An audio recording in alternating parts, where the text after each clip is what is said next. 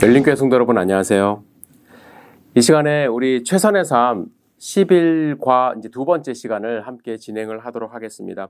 지난 시간에 우리 은사와 섬김에 대해서 함께 이야기를 나누었습니다. 교회 안에 어떠한 영적 은사가 있는지 함께 살펴보았고, 여러분들에게는 어떠한 은사가 있는지 한번 고민해 보시고, 또 하나님이 나에게 주신 선물이 무엇인지를 생각해 보라고 말씀을 드렸습니다. 오늘은 디모데 후서 2장의 말씀을 한 절 한 절 읽으면서 제자 삶의 범위, 제자는 어떠한 삶을 사는 것인가에 대해서 먼저 이야기를 좀 나누었으면 좋겠습니다. 1절부터 26절까지의 말씀 가운데 14가지 문항이 있습니다. 이 문항을 하나하나 읽어보면서 여러분들과 좀 이야기를 나눴으면 좋겠는데요. 먼저 1번 문제 보겠습니다. 1절에 보시면 제자로서 성장해야 할 목적이 나오는데 그 목적은 무엇입니까? 1절 읽겠습니다. 내 아들아, 그러므로 너는 그리스도 예수 안에 있는 은혜 가운데서 강하고, 제자로서 성장해야 하는 목적은 강하게 하는 것입니다. 예수 그리스도 안에 있는 은혜 가운데서 강해지는 것, 누구랑 싸우려고 강한 것이 아니라 믿음을 잃지 않고 또 믿음을 증거하고 또 교회를 성장케 하는데 또 초석이 되기 위하여 스스로 강해져야만 합니다. 두 번째, 그리스도의 제자가 해야 할 사역은 무엇입니까? 2절 읽겠습니다.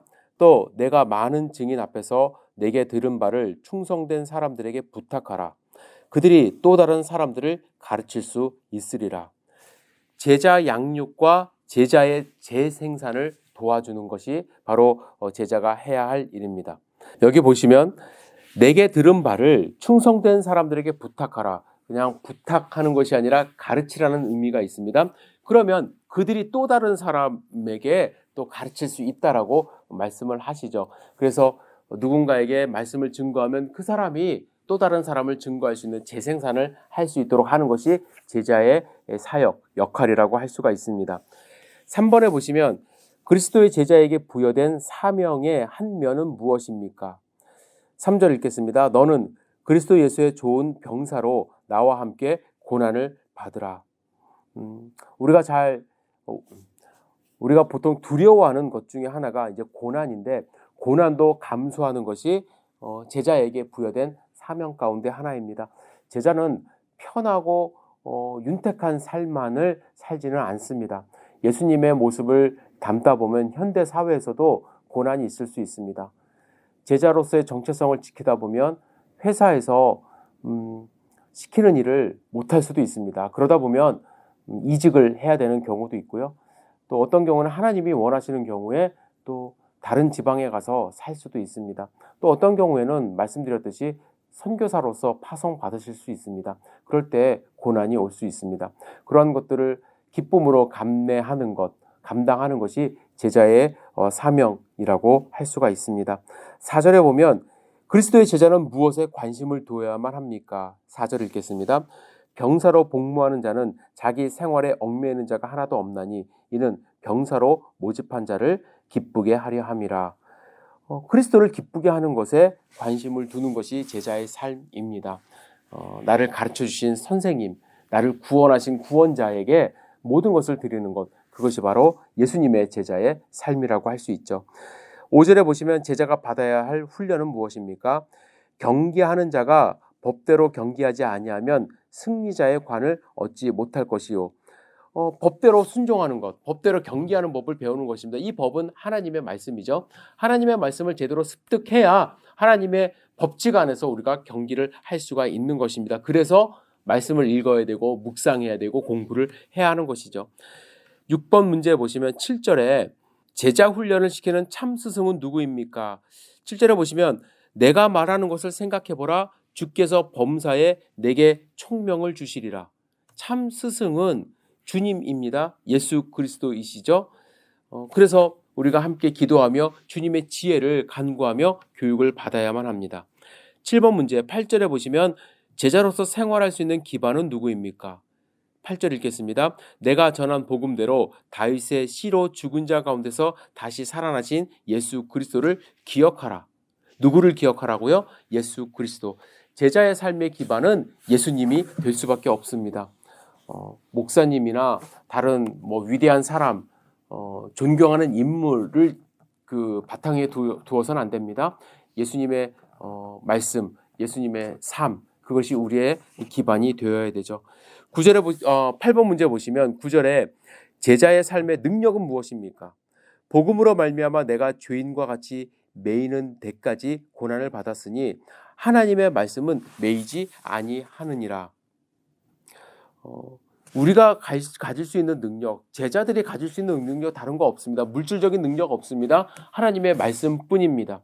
하나님의 말씀을 전파하고 하나님의 말씀을 증거하는 삶을 사는 것이 제자의 능력이죠.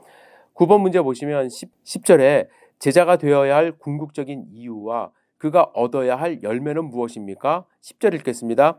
그러므로 내가 택함 받은 자들을 위하여 모든 것을 참음은 그들도 그리스도 예수 안에 있는 구원을 영원한 영광과 함께 받게 하려 함이라. 그들도 그리스도 안에 있는 구원을 영원한 영광과 함께 받게 하려 함이라. 이것이 바로 궁극적인 목표이고 목적입니다. 우리의 목적은 나의 그 성공이 아니라 아직 구원받지 못한 자들에게 예수님을 증거함으로써 그에게 영원한 생명을 갖게 하는 것. 그것이 궁극적인 목표라고 할 수가 있죠. 그것이 열매입니다. 10번 문제 보면 15절에 제자가 힘쓸 일은 무엇입니까? 너는 진리의 말씀을 옳게 분별하며 부끄러울 것이 없는 일꾼으로 인정된 자로 자신을 하나님 앞에 드리기를 힘쓰라. 하나님 앞에 드리기를 힘쓰는데 어떻게 하나님께 드릴 것인가? 진리의 말씀을 분별해야 되고 부끄러울 것이 없어야 됩니다. 그리고 인정된 자로서 하나님 앞에 드려야만 합니다. 하나님의 말씀을 읽고 묵상하고 또 전할 때에 이 말씀을 분별할 수 있는 능력이 있어야 되고 또 남 부끄러우면 안 되죠. 저 사람도 예수님의 제자야? 저 사람도 하나님 믿어? 라고 손가락질 받으면 안 됩니다. 우리가 큰 상을 받거나 무슨 칭송을 받으라는 얘기가 아니라 최소한 부끄러울 것이 없는 일꾼이 되어야만 합니다. 자, 11번에 보시면 20절과 21절에 제자로서 쓰임 받을 수 있는 비결은 무엇입니까? 같이 읽겠습니다. 큰 집에는 금그릇과 은그릇뿐 아니라 나무그릇과 질그릇도 있어 귀하게 쓰는 것도 있고 천하게 쓰는 것도 있나니 그러므로 누구든지 이런 것에서 자기를 깨끗하게 하면 귀히 쓰는 그릇이 되어 거룩하고 주인의 쓰임에 합당하며 모든 선한 일에 준비함이 되리라. 자, 어떠한 그릇이 되어야 쓰임을 받을 수 있다고 말씀하십니까? 오해하지 않으셨으면 좋겠어요. 금그릇, 은그릇이 쓰임을 받는다고 말씀하시는 것이 아니라 깨끗하게 되면 주인이 쓰는 것은 깨끗하게 청소가 되어 있는 설거지가 되어 있는 그릇을 쓰신다고 말씀합니다. 우리의 삶이 주님이 쓰시기에 좋게 이제 준비가 되어 있어야 한다는 것이죠. 금은 그것이 중요할 수도 있지만 사실은 금그릇 자주 쓰는 거 아니잖아요. 오히려 나무그릇, 주인이 쓰기에 적합한 그릇은 나무 그릇이지만 깨끗한 그릇이어야만 합니다. 그래서 주님 앞에서 늘 정결한 삶을 사는 것이 중요합니다. 자, 12번에 보시면 21절에 제자는 어떤 일을 위하여 예비되는 자입니까? 21절 좀 전에 읽었지만 다시 한번 읽겠습니다. 그러므로 누구든지 이런 것에서 자기를 깨끗하게 하면 귀히 쓰는 그릇이 되어 거룩하고 주인의 쓰심에 합당하며 모든 선한 일에 준비함이 되리라. 세 가지를 말씀하십니다. 첫 번째, 귀하게 쓰임을 받고요. 또 주인에게 쓰이게 되고요. 또 선한 일에 쓰이기 위하여 우리는 준비되어야만 합니다. 그죠? 늘 거룩한 삶을 살려고 노력하고 또 주님의 말씀을 분별하려고 노력할 때에 귀하게 쓰임받고 주인에게 쓰임받고 선한 일에 쓰임을 받게 되는 것입니다. 자, 13번에 보시면 24절에서 25절에 제자가 갖추어야 할 기본적인 성품이 무엇입니까? 여러분들 한번 찾아보세요. 주의 종은 마땅히 다투지 아니하고 모든 사람에 대하여 온유하며 가르치기를 잘하며 참으며 거역하는 자를 온유함으로 훈계할지니 혹 하나님이 그들에게 회개함을 주사 진리를 알게 하실까 하며. 어떠한 성품이 있습니까? 다투지 않고 온유하고 가르치기를 잘하고 잘 참고 거역하는 자를 온유함으로 훈계를 하는 자입니다. 제자는 훈계도 잘해야 해요. 무조건 눈 감아주고 뭐 사랑한다고 덮어주고 하는 것이 중요한 게 아니라 훈계할 때에 그가 어떻게 한다고요? 진리를 알게 한다. 잘못된 삶을 살고 있으면 정확하게 이야기할 수 있는 사람이 바로 또 제자의 역할이 되어야만 합니다. 이 부분이 참 어렵습니다. 목회를 하다 보면 싫은 소리 하는 거 좋지 않고요. 또 싫은 소리 듣는 거 좋아하지 않습니다. 그래서 싫은 소리 좀 들으면 아유 나 교회 떠나지 뭐 이렇게 말씀하시는 분들이 있을까봐 우리는 두려워서 그냥 괜찮아 뭐 그래도 돼라고 이야기하는 경우가 많이 있는데 저는 그런 모습을 좀 우리가 극복해야 하리라고 생각을 합니다. 저도 사실은 잘 못합니다. 그러나 여러분들 기도함으로써 그런 거에 두려워하지 않고 또 정확한 하나님의 말씀을 선포하는 교회가 되어야만 합니다. 자, 14번 문제 보겠습니다. 26절에 제자가 해야 할 또 다른 사역은 무엇입니까? 같이 읽겠습니다. 그들로 깨어 마귀의 올무에서 벗어나 하나님께 사로잡힌 바 되어 그 뜻을 따르게 하실까 함이라. 자, 낙심한 사람을 영적으로 회복시켜서 하나님의 뜻을 따라 살게 하도록 격려하고 또 권면하고 도와주는 역할을 해야만 합니다. 그냥 하나님의 말씀을 선포하는 것으로 끝나는 것이 아니라 힘들고 어려운 사람을 도와주는 역할을 하는 것이 제자의 삶의 역할이라고 생각을 합니다. 여러분 디모데후서 2장의 말씀을 여러분들 마음 가운데 꼭 새기시기를 부탁을 드립니다.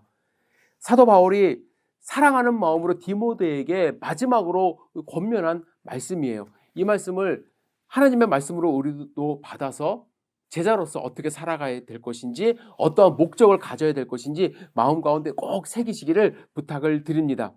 11과는 강의는 이것으로 마치겠지만 제가 PDF로 올려드린 뒤에 프린시플 스터디가 있어요. 이거 꼭 읽어보시기 바랍니다. 지혜로운 건축자 고린도전서 1장부터 4장까지의 말씀으로 이제 이야기 형식으로 풀어놓은 글인데요. 이 글을 읽으면서 나는 지금 어떠한 단계에 있는가, 어떠한 삶을 살고 있는가 스스로 한번 공부해 보시기를 부탁을 드립니다. 그리고 다음 주에 마지막으로 12과를 함께 공부하면서 최선의 삶 강의를 마무리할 텐데요.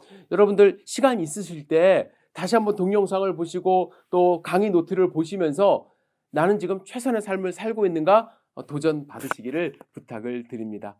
여러분들 오늘 하루도 최선의 삶을 살 수 있기를 기도합니다. 감사합니다.